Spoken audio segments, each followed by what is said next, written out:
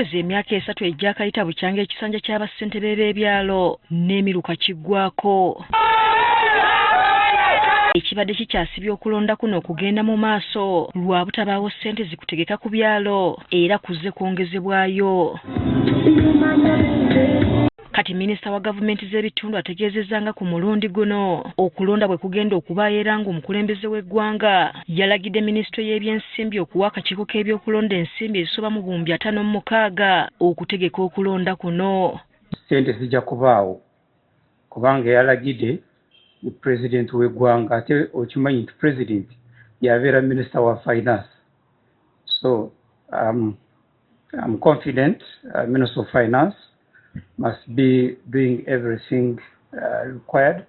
Magezi agamba okulonda kuno kulina kubaawo obutasukka mwezi gwa mukaaga omwaka guno.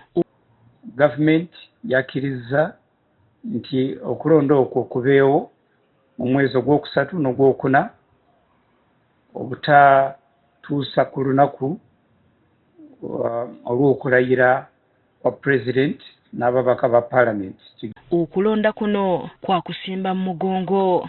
Etteeka lutulagira nti okulonda kujja kuba kwa mugongo, kusimba nyiriri mabega waabo abaagala okulondebwa ku bwa ssentebe. Bwetyo Local Government Act bwekirambika mu kawaayiro ka 2023. Agamba era kyakanyiziddwako nti okulonda kw'abassentebe okuddako kwa kutegekebwa nga lumu n'okulonda kwa gavumenti z'ebitundu. Luno okwawukana n'ebyo ebibaddewo emabega, okulonda kw'obukiiko bwa LC1 ne 2 kujja kutambulira wamu n'okulonda okwawamu okwa president parliament, ba chairperson ba zi district ba mayor ne ba chairperson ba magombola ne ba councillor.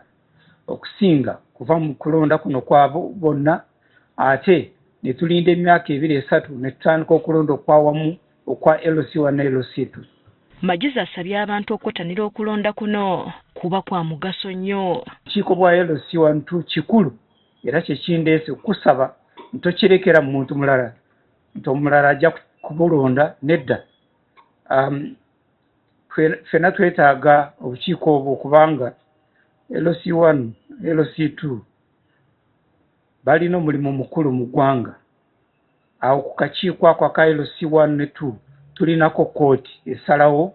Akakiiko k'ebyokulonda kategeezezza nga bwe kagenda okutandika ku nteekateeka eno. Akakiiko k'ebyokulonda kajja kufulumya ekiwandiiko puroguramu yonna ennambulukufu eraga olunaku olw'okulonda, ennaku ez'okulonda, biki ebyetaagisa, okulonda kunaatambula kutya, nga kamaze okutegeka buli kimu ekyetaagisa. Kati balindiridde akakiiko k'ebyokulonda okufulumya enteekateeka y'okulonda kuno.